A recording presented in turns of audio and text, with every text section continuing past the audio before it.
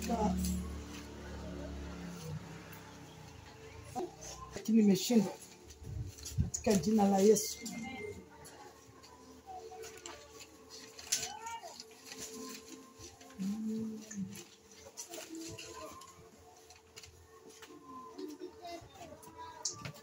Korintho, Waibrania. Ya Korintho itabebwa na Waibrania. Waibrania 9. Waibrania 9 kuanzia mstari wa 11. Biblia inasema hivi: lakini Kristo akisha kuja, aliye kuhani mkuu wa mambo mema yatakayokuwapo, kwa hema iliyo kubwa na kamilifu zaidi, isiyofanyika kwa mikono, maana yake isiyo ya ulimwengu huu, wala si kwa damu ya mbuzi na ndama, bali kwa damu yake mwenyewe aliingia mara moja tu katika patakatifu, akisha kupata ukombozi wa milele. Kwa maana ikiwa damu ya mbuzi na fahali na majivu na ndama ya ng'ombe walionyunyiziwa wenye uchafu utakasa hata kusafisha mwili, basi si zaidi damu yake Yesu, ambaye kwamba kwa roho wa milele alijitoa nafsi yake kwa Mungu kwa sadaka isiyo na mawaa, itasafisha dhamiri zenu na matendo mafu, mpate kumwabudu Mungu ali hai. Na kwa sababu hii ni mjumbe wa agano jipya, ili mauti ikisha kufanyika kwa kukomboa makosa yaliyokuwa chini ya agano la kwanza, hao walioitwa wapekee wapokee ahadi ya urithi wa milele. Maana agano la urithi lilipo, lazima iwepo mauti yake aliyelifanya. Kwa maana agano la urithi lina nguvu palipotukia kufa kwa mtu, kwa kuwa halina nguvu kabisa akiwa yuhai aliyelifanya. Kwa hiyo hata lile la kwanza halikuanzishwa pasipo damu. Maana kila amri ilipokwisha kunenwa na Musa kwa hao watu wote, kama alivyoamuru sheria, alitoa damu ya ndama na mbuzi pamoja na maji ya sufu nyekundu na isopo, akanyunyuzia kitabu chenyewe, na watu wote akisema, hii ni damu ya agano mlioamriwa na Mungu. Na ile hema nayo na vyombo vyote vya ibada alivyovinyunyuzia damu vivyo hivyo. Na katika Torati karibu vitu vyote husafishwa kwa damu, na pasipo kumwaga damu hakuna ondoleo. Jina la Bwana na liinuliwe. Pasipo kumwaga damu hakuna ondoleo. Mungu akiwa mbinguni aliona jinsi duniani kumechafuka, na hata bila shaka palikuwa na kunyunyuzishwa kwa damu ya mbuzi na kondoo, lakini bado hizo damu hazingeweza kufanya utofauti katika maisha ya mwanadamu. Mungu akiwa mbinguni akaona kabisa, afadhali nitoe mtoto wangu wa pekee ambaye atakuwa ni sadaka, na kwa wote ambao watamwamini watapata ondoleo la dhambi kupitia kwa damu yake ambayo itamwagika msalabani, na bila shaka watapata uzima. Kwa hivyo nataka kusema kwamba ni damu ya Yesu inayotupatia uzima. Jina la Bwana na liinuliwe. Na uzuri ni kwamba hatupati uzima wa rohoni peke yake, tunapata uzima hata wa mwilini. Kwa hivyo ndani ya damu ya Yesu kuna uponyaji, ndani ya damu ya Yesu kuna kufunguliwa, ndani ya damu ya Yesu kuna nguvu. Jina la Bwana na liinuliwe. Zamani wakati kanisa la kina Mungu lilikweko, ilikuwa damu ya Yesu ndio wimbo hata wakwashi, kwa sababu waliingia ndani wakaelewa ya kwamba hakuna kitu chochote duniani wala mbinguni yenye kinaweza kusafisha ama kuvunja maagano yoyote yale isipokuwa damu ya Yesu. Shetani alipoona ya kwamba ndani ya damu ya Yesu kuna nguvu nyingi, basi amewatoa watu kwa damu ya Yesu, akaanza kuwafundisha mambo ya magano ya chumvi. Ni kama tunarudishwa tena kwa uganga, kwa zero kogena chumvi, na hiyo ni miungu migeni by the way. Mara yani matambiko yenye hatuyaelewi. Mchana mama waleo Mungu amependa nifundishe hili ili ujielewe. Ukitaka kushinda shetani, ukitaka kushinda maadui, iwe ya kwamba umeitambua hii damu iliyomwagika mahali pale msalabani. Jina la Bwana na liinuliwe. Unapoitisha damu ya Yesu ndani ya nyumba yako, nataka kukuambia kwamba tayari huoni moto. Kwa hivyo falme za uganga na uchawi hazitakuwa na nguvu. Haleluya. Maroho ya kutumwa kutoka kuzimu hayawezi kuwa na nguvu. Kwa sababu gani? Huu ni urithi wa kipekee ambao tumepewa sisi ambao tunamjua Bwana, na bila shaka hii damu inapigana na damu zingine ambazo zilichinjwa kinyume chako. Jina la Bwana na liinuliwe. Kuna damu za wanyama zilichinjwa kinyume chako, zikanyunyuziwa kwa madhabahu fulani, zikanenewa. Fulani awe maskini, zikanenewa. Fulani aishi akiwa mgonjwa.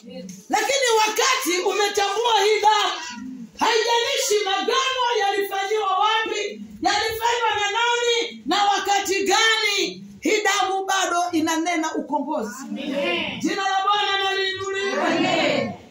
Haleluya. Haleluya. Hii damu ya Yesu bado inanena ukombozi.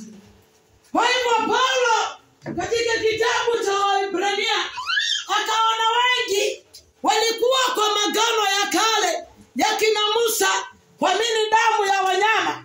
Shetani naye akajua ya kwamba kwa sababu watu walikuwa wanakombolewa kupitia kwa damu ya wanyama, nami nitawafunga kupitia kwa damu za wanyama. Na kwa sababu Mungu anaona hata yale ambayo yako sirini, naye akaamua kwamba anatoa kizongona, ama niseme anatoa sadaka iliyo hai ya mtoto wake, ya kwamba damu inapomwagika inakomboa watu pasipo kuchinja wanyama. Jina la Bwana na liinuliwe. Ndio hapo tunaambiwa kwamba kanisa la sasa liko supposed kuwa na nguvu nyingi zaidi na utukufu mkubwa kushinda kanisa la kale, kanisa la kina Yeremia na kina Musa, kwa sababu sisi tunaishi ndani ya magano ya damu ya thamani nyingi yenye utukufu mkubwa. Jina la Bwana na liinuliwe. Kwa hivyo ukitaka kushinda ndani ya dunia hii, tumia damu ya Yesu ndani ya nyumba yako. Funika watoto wako na damu ya Yesu. Hata falme za giza zijapoinuliwa, zikija zinakuta damu ya Yesu inang'aa. Jina la Bwana na liinuliwe. Damu ya Yesu inaashiria ulinzi ndani ya maisha ya mwanadamu. Unapoitisha damu ya Yesu, hata wakati unasafiri, hata haijalishi maroho yatainuka ya ajali, hayataweza kufanikiwa. Jina la Bwana na liinuliwe. Maana maroho mengi hutafuta damu, lakini itakuwa ya kwamba hii damu ya Yesu imekwisha kupigania. Jina la Bwana na liinuliwe. Damu ya Yesu nasema ya kwamba iko na nguvu. Jina la Bwana na lipewe sifa. Twende kwa kitabu cha Luka. Nitahubiri na nitafundisha vile Bwana ataniwezesha.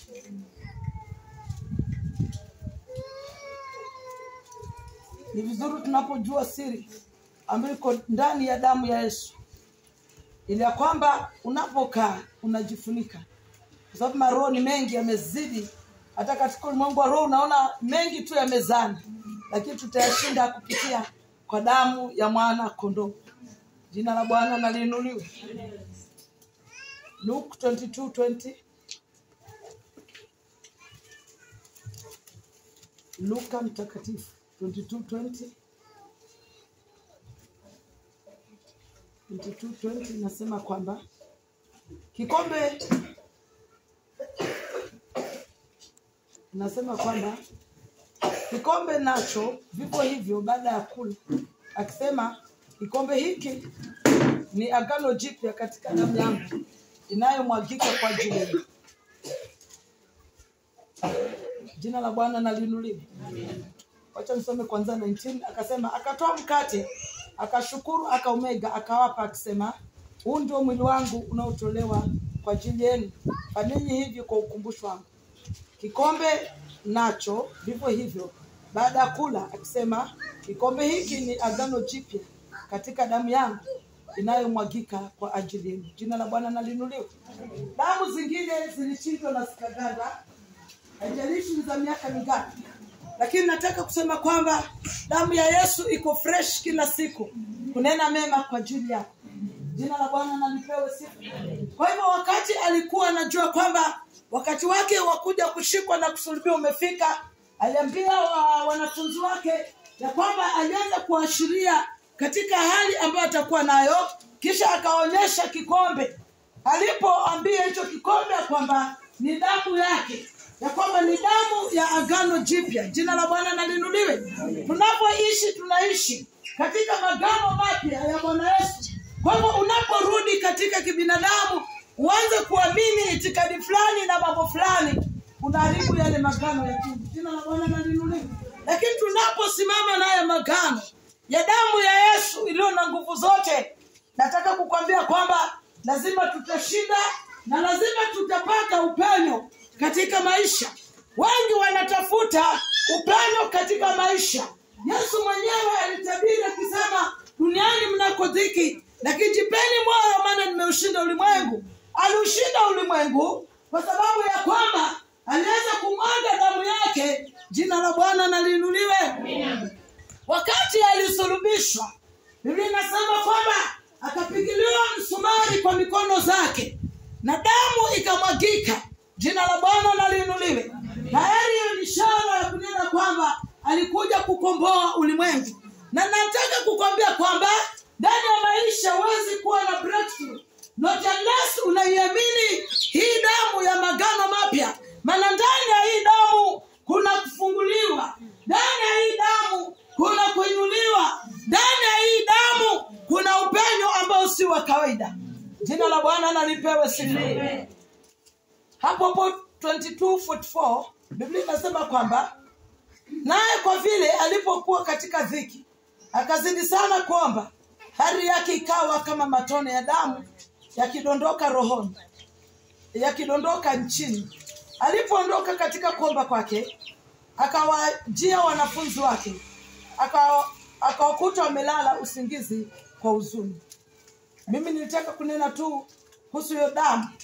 Wakati Yesu alienda Gethsemane kuomba, alipoenda kuomba akaacha wanafunzi wake nyuma kidogo. Pale Gethsemane alikuwa anaomba akimwambia Mungu, ikiwezekana kikombe kimwondokee.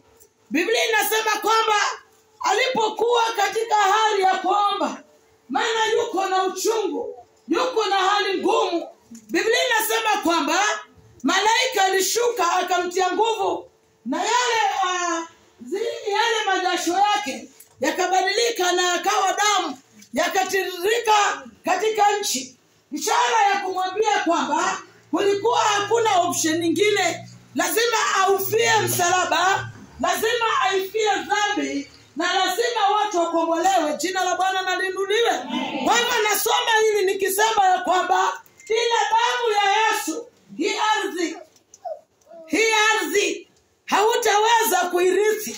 Bila damu ya Yesu, hii ardhi haitaweza kukuzalia mema. Jina la Bwana naliinuliwe.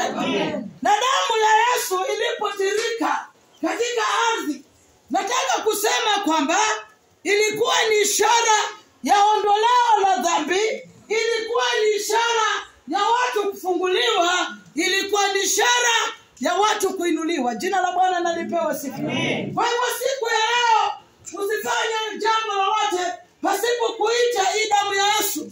Ndani ya shamba lako ita damu ya Yesu ikashuke, na nina imani ya kwamba kila mitego hata iliyo sirini lazima inavunjika.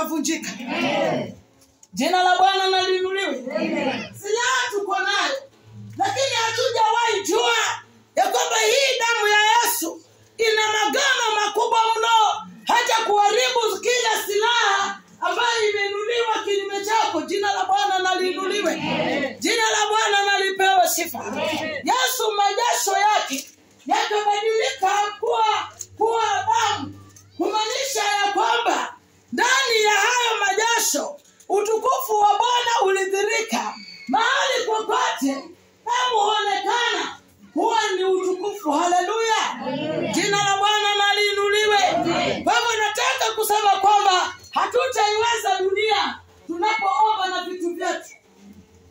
Kalombe abantu bashama mitindo tofauti.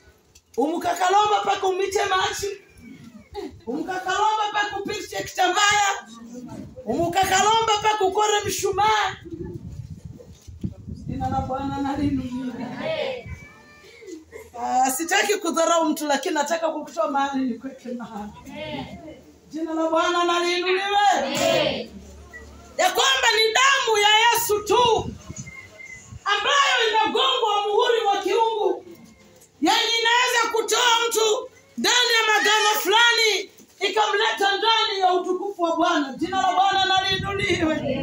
Kwa hivyo ukiwa unaomba, najua nimewagusa mioyo, maana wengi wanaomba na chumvi. Jina la Bwana na liinuliwe. Amen. Ajabu mwenye malagako nyeka.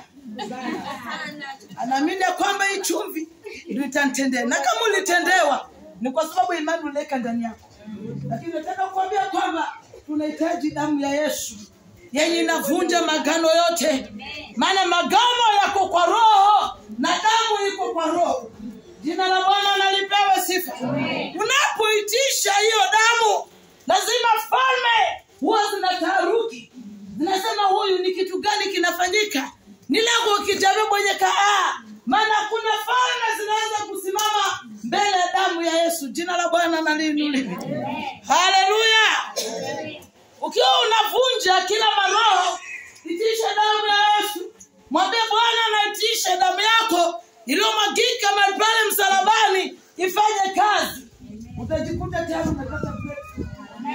Watu wengi hawapati breakthrough za kiroho maana wanatumia vitu pasipo kutumia damu yenye thamani nyingi ambayo tumepewa. Jina la Bwana na liinuliwe. Kuna point nataka kuleta. Ufunuo wa Yohana 12:11.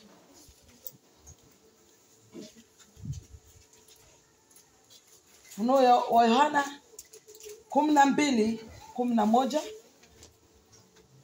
Biblia inasema kwamba nao wakamshinda kwa damu ya mwana kondoo na kwa neno la ushuhuda wao, ambao hawakupenda maisha yao hata kufa. Jina la Bwana na liinuliwe. Hakuna ushindi tunaweza pata duniani kama ni pasipo damu ya Yesu. Ndio maana watu wengi wameingizwa kwa magano mengi. Ndio ufanye hivi utafanikiwa. Imefikia mahali pako tumeamini fedha. Maskara mnukotolo hivi mlabuko Friday na peseni 1000 mrongo. To multiply by 3 inakuwa 6. Na kurede. Diche difuni. Leo nataka kukutoa kwa ujinga. Amen. Amen. Leo tunatoka wapi? Ujinga. Mungu angelijua kuna nguvu ndani ya vitu, hangetoa mtoto wake mpendwa wa pekee. Pigia Bwana Yesu makofi. Tumekombolewa kwa nguvu ya thamani kubwa ambayo damu ya Yesu iliyomwagika mahali pale msalabani. Biblia yangu niambia kwamba katika Efeso 6 ya kwamba kuna hila za shetani. Hila za shetani kwa sababu anataka watu wakwenda naye jehanamu. Wale watu ambao ni wa kiungu wanarudishwa tena katika mambo na magano ya fedha ili kwamba watu wasipokee kile ambacho Mungu anataka. Niambia 1060 sasa hivi utastone. Na mtoto ni mgonjwa hapo chini, amelala anaumia. Jina la Bwana na lipewe sifa. Damu ya Yesu ndo damu yenye magano. Biblia inasema kwamba waliweza kuwashinda. Waliwashinda maadui zao kupitia kwa neno la ushuhuda na kwa damu ya mwana kondoo. Neno la ushuhuda ni gani? Mungu wangu aliyeniokoa anaweza. Jina la Bwana na liinuliwe. Neno la ushuhuda, maneno ya ushuhuda ya kwamba ninamjua huyo ambaye ninamtegemea. Maana mpango wa shetani ni kwamba anataka watoe watu kutoka kwa imani ya kumwamini Mungu awalete katika imani ya kumwamini yeye. Jina la Bwana na lipewe sifa. fedha. Tunaambia kwamba Isaya 52:3 tuliuzwa bure, tunakombolewa bila fedha. Jina la Bwana nalipewa sifa. Ingekuwa ni fedha zinakomboa watu wangebaki katika hali ya utumwa wa kimapepo na kishetani. Mungu akaona kwamba sitaweza kukomboa watu bila fedha. Jambo fedha na dhahabu ni mali yangu, sitakomboa watu kupitia kwa fedha, bali mimi mwenyewe ninatoa mtoto wangu wa pekee. Haleluya. Haleluya. Najua unapata kitu hapa. Usifanye mistake ya kujiunganisha na magano. Wakati mwingi nimefanyia watu deliverance, nikaona Mungu ametoa watu na watu wengine wanajirudisha tena kwa magano, maana hawaelewi kile ambacho wanafanya. Ndio maana leo Mungu amekuja niko kwa shemesu. Jina la Bwana na linuliwe. Haleluya. Haleluya. Kwanza ndo kugopa kitila chumbi mfungaji. Ndiche dirombi na kwende kudu. Chumvi yenyewe wapendi na magano. Zamani za kale hata ilikuwa kandi dukenyi ndio kwenda kuorewe nachagua chumvi. Nachagua mkihondo kwa sababu ya yale magano. Jina la Bwana na linuliwe. Kwa hivyo wakati mwingi tunajifanya tunajua ama tunaelewa, lakini tunajirudisha kwa magano. Ndipo sasa wakati mwingine unaombea watu lakini bado hawapokei. Lakini nainulia Mungu kwa sababu tunafundishwa kwamba waliweza kushinda kupitia kwa neno la ushuhuda na damu ya mwana kondoo. Jina la Bwana na liinuliwe. Amen. Ndani ya Yesu kupitia kwa damu ya kondoo. Damu ya Yesu, kusikia damu ya kondoo ni damu ya Yesu. Ya kwamba hapo ndio tunaweza kushinda. Jina la Bwana na liinuliwe. Wengine wakajiuliza sasa kama sisi tunaishi hatuko physically na hiyo damu iko katika ulimwengu wa roho, ni vipi inatenda kazi? Magano yenye yanawekwa na wachawi na waganga yanawekwa katika ulimwengu wa roho. Jina la Bwana na liinuliwe. Ni mapenzi na magano yanawekwa kwa kutamkwa, kwa kunenwa. Ya kwamba mganga anaweza nenia mtu kwamba usidukae hubu, na inakuwa kwa sababu ni magano. Ni maneno yamenenwa na yakaumba spirits katika anga. Na hizo spirits huwezi kuziona na macho ya nje. Jina la Bwana na liinuliwe. Ndiposa kama utazishinda, lazima uelewe vile damu ya Yesu inafanya kazi. Jina la Bwana na liinuliwe.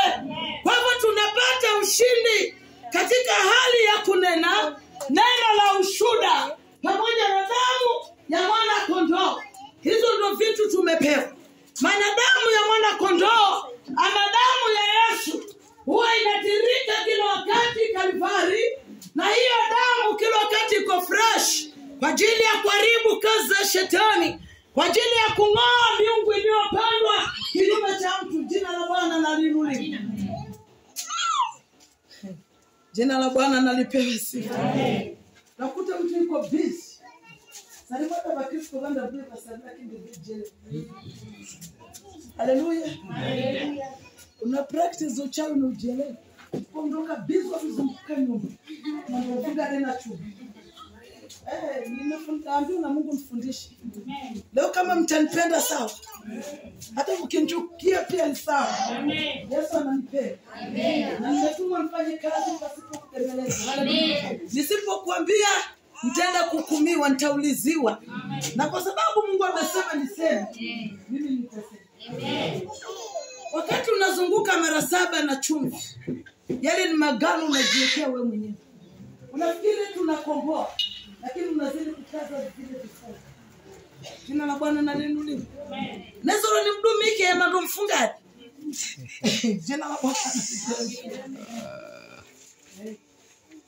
Haleluya. Haleluya. Hata kama tutasema amen, utatoka hapo, maana nimekuja kugundua damu ya Yesu pekee yake ndio inaponya. Amen. Jina la Bwana na liinuliwe. Amen. Damu ya Yesu pekee yake ndio inafungua.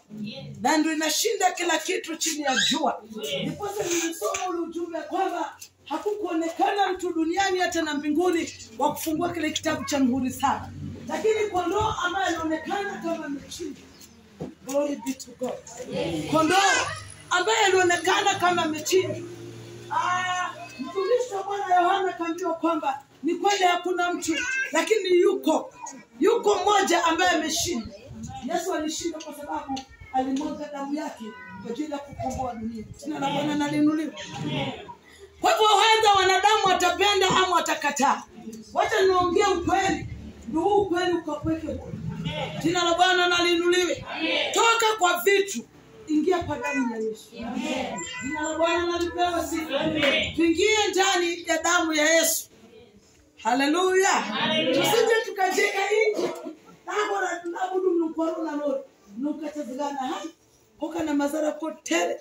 Kwa berumiri. Nungobe kunda drumiri baga Yesu. Jina la Bwana na liinuliwe. Nungobe kunda drumiri baga Yesu. Aje boroni kwako vanga ibaga Yesu ise. Watakuja wapande vitu vyao lakini hawataweza damu ya Yesu. Jina la Bwana na lipewe sifa. Unapoomba omba kwa kumaanisha. Zingira mtoto wako anapoenda shuleni kwa damu ya Yesu. Vituko vitainuliwa, magano yatafanywa, hata vitabu vibwa, lakini damu ya Yesu inatosha wapendwa. Jina la Bwana na liinuliwe. Wakiba kitabu ende kukifanyia magano, watakuta hayo magano yanavunjika. Kwa sababu ya damu ya Yesu iliyomwagika pale msalabani. Ya kwamba walishinda. Hapa ndo tunapewa siri. Walishinda kwa damu, kwa neno la ushuhuda na kwa damu ya mwana kondoo. Jina la Bwana na liinuliwe. Kama unataka ushindi mchana mwema wa leo, lazima ujiingize ndani ya damu ya Yesu iliyomwagika pale msalabani. Najua kuna watumishi wengi wa Bwana, I'm sorry to say so, juu kushanganyikiwa ama shetani amewatumia. Umwata fazerwa enda kenyo roho mauteka enda kujeneza kule. Yes. Hiyo huwa inafanyika. Jina la Bwana na liinuliwe. Badili mtumishi akufundishe uvunje roho ya mauti kupitia kwa damu ya Yesu. Anakuunganisha na magano mengine ili mzidi kufa, azidi kupata sadaka zake. Siku ya leo wapendwa, tujifundishe. Siri iko ndani ya damu ya Yesu. Mama ukiwa mjamzito, nilikuja nikafundishwa wakati mwingine na Mungu. Nilikuwa napitia changamoto nyingi tu nikiwa mjamzito. Nikaambiwa kila asubuhi jifunike na damu ya Yesu. Siku moja nikaenda kibandani kwangu. Nikaonyeshwa kwa ulimwengu wa roho ninatumia mishale. Lakini kwa sababu nilijifunika damu ya Yesu, hiyo mshale ikawa inakuja, lakini haidungi wala haidungi mtoto. Inarudi kwa mwenyewe. Haleluya. Jina la Bwana na liinuliwe. Nataka kusema damu ya Yesu ina nguvu. Kwa tunasema damu ina nguvu. Damu ina nguvu. Damu ina nguvu sasa. Damu ina nguvu. Damu ina nguvu. Damu ina nguvu sasa. Damu ya takasa. Damu ya takasa. Damu ya takasa sasa. Damu ya takasa. Damu ya takasa. Damu ya takasa sasa. Unaimba fuata maneno. Hata kuna wimbo cha kutumaini sina, kuna mstari unasema damu ya takasa. Nategemea daima. Kwani huu unaitegemea? Wimba tunaimba sana, tubarikiwe. Lakini uwe unafuata maneno. Ninapoimba hii damu yake na sadaka. Sadaka ni gani hiyo? Ni huyu Yesu alifanyika sadaka. Unapomtegemea, maadui wanapokuzingira, nataka kukwambia kwamba watafeli mtihani. Haleluya. Wanapokuchimbia mashimo, wakiweka ndani, watafeli mtihani. Kwa sababu damu ya Yesu hunena hata mtu akiwa ndani ya shimo. Jina la Bwana na liinuliwe. Jina la Bwana na lipewe sifa. Kwa sababu gani nasema hivyo? Nihubiri kuhusu nguvu ya msalaba. Pale damu ya Yesu ilipotirika kwa ardhi na Yesu akakata roho, Biblia inasema kwamba miamba ilivunjika, hata wafu wakatoka. Haleluya. Kumaanisha kwamba damu ya Yesu inaweza leta ufufuo. Damu ya Yesu inaleta hata uregesho. Jina la Bwana na liinuliwe. Haleluya. tegemea damu ya Yesu. Haleluya. Sige kutumlwa shetani. Uzokutasa mlango vimu kusasimbe kutasa. Utoke kwa magano ya Mungu, alafu unakuta kwamba marogi kujike nazo kukula. Dai kwa kibonyana chia. Haleluya. Jina la Bwana na lipewe sifa. Kwa hivyo walishinda kwa neno la ushuhuda. Neno la ushuhuda ni kukiri kile ambacho unajua kuhusu Mungu. Unaposema Mungu wangu atanipigania kupitia kwa damu ya Yesu, tayari magano yanavunjika. Jina la Bwana na liinuliwe. Amen. Unaposema kwamba mimi ni mshindi zaidi ya mshindi kwa sababu ya ile damu, nataka kukwambia kwamba lazima Mungu anakufanya kuwa mshindi. Amen. Jina la Bwana na liinuliwe. Amen. Kama unapata kitu sema amen. Amen. Revelation 7:14. Ufunuo Yohana 7:14. 7:14 Biblia inasema kwamba nikamwambia Bwana wangu, wajua wewe? Akaniambia, wacha tuanze 13. Akajibu mmoja wa wale wazee akaniambia, je, watu hawa walivyovikwa mavazi meupe na kina nani, na wametoka wapi? Nikamwambia, Bwana wangu, wajua wewe? Akaniambia, hao ndio wanaotoka katika dhiki ile iliyokuwa kuu, nao wamefua mavazi yao na kuyafanya meupe katika damu ya mwana kondoo. Jina la Bwana na liinuliwe. Yohana akiwa katika ulimwengu wa roho alikuwa ananena na Mungu, akaonyeshwa watu ambao wamevaa mavazi meupe. Akauliza Mungu, akaulizwa, je, unawajua hawa? Biblia inasema kwamba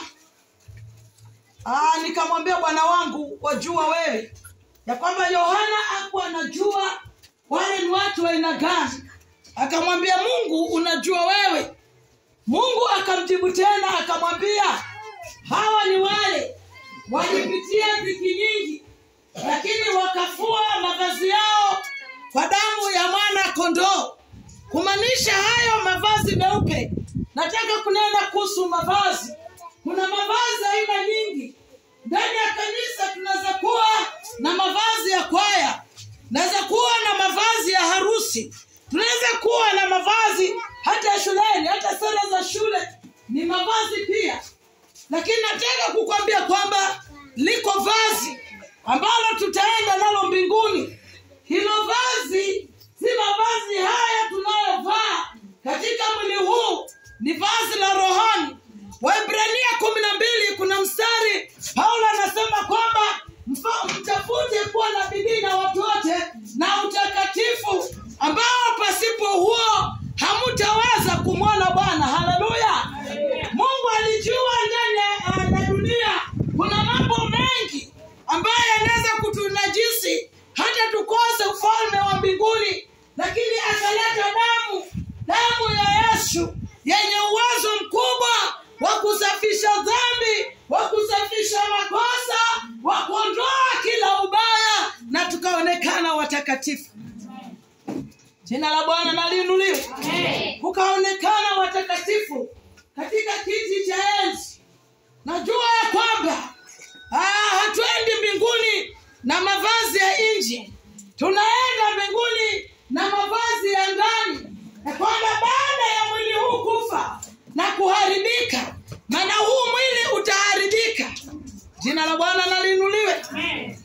Tunapewa mwili mpya wa kutokuharibika, ambao ndio mwili wa utakatifu. Kwa hivyo kama umejua damu ya Yesu, ukiwa hai, ukaendelea kujitakasa, ukaendelea kuosha mavazi yako ya ndani, nataka kukwambia kwamba mbele za Bwana utaonekana ukiwa mtakatifu. Haleluya. Jina la Bwana na liinuliwe. Ni damu ya Yesu peke yake inazo nguvu za kutakasa mpaka tuonekane watakatifu. Watakatifu wakaonekana mbele ya kiti cha enzi, watu ambao walifua nguo zao kupitia kwa damu kwa njia moja na nyingine. Jifunze kumwambia Bwana, nitakase kwa damu yako iliyomwagika pale msalabani. Jina la Bwana na liinuliwe. Lakini tusifanye makosa ya makusudi. Ndio tuweze kumwambia Bwana tutakase, hiyo damu sio kuharibiwa. Jina la Bwana na liinuliwe. Mungu anataka tu watakatifu. Kazi kupata kibali machoni pake. Na huwezi jitakasa wewe mwenyewe ama huwezi jivika haki. Kuna watu wamezoea kujivika haki wakisema mimi naenda kanisani kila siku. Sawa, sitakukosoa kwa hilo. Kuna mtu anajivika haki akisema mimi natoa fungu la 10 kamili. Jina la Bwana na liinuliwe. Sitakukosoa kwa hilo. Kuna mtu anasema ndani ya Friday sikosekani kwa kesho. Sitakukosoa kwa hilo. Pamoja na hayo yote ambayo unatenda mazuri kwa huyu Mungu, jifunze kujitakasa kwa damu na jina la Yesu. Kwa sababu Yesu anakuja kwa ajili ya watakatifu. Jina la Bwana na liinuliwe. Anapokuja kunyakua kanisa, anakuja kunyakua kanisa ambalo limejaa utakatifu ndani mwake. Na ndio hao Yohana aliona wakiwa wamevaa mavazi meupe, akaambiwa hawa ni wale walifua nguo zao kwa damu ya mwana kondoo. Haleluya. Endelea kufua nguo yako kwa damu ya mwana kondoo. Kama kinywa chako kiko dhaifu, mwambie Bwana takasa kinywa chako. Biblia inaniambia kwamba maombi ya mwenye haki ya watakatifu ni kama manukato mbele za Bwana. Wakati umekatakasa kinywa chako na damu ya Yesu, unapoomba maombi yanaenda direct. Jina la Bwana na liinuliwe. Hata kama mtasema yeye ndio hivi. Lazima tujitakase. Jina la Bwana na liinuliwe. Maana kwa kunena tunajinajisi. Kwa kuwaza tunajinajisi. Kwa kutenda tunajinajisi. Na Yesu ajulikana atakuja lini. Biblia inasema kwamba yeye mwenyewe hajui ile siku atakuja. Ni Baba pekee yake anajua siku. Tunapokaa tujue kwamba yuko mlangoni na hata kuambia eti tubu sasa ninakuja. Ametupatia siri ya kufua mavazi kupitia kwa damu yake. Jina la Bwana na liinuliwe. Kufua mavazi kupitia kwa damu yake. Eliji lombi tena jinjo mumunyi ni shetani. Mtu akiingia kwa magoti anaanza Bwana nataka ABCD.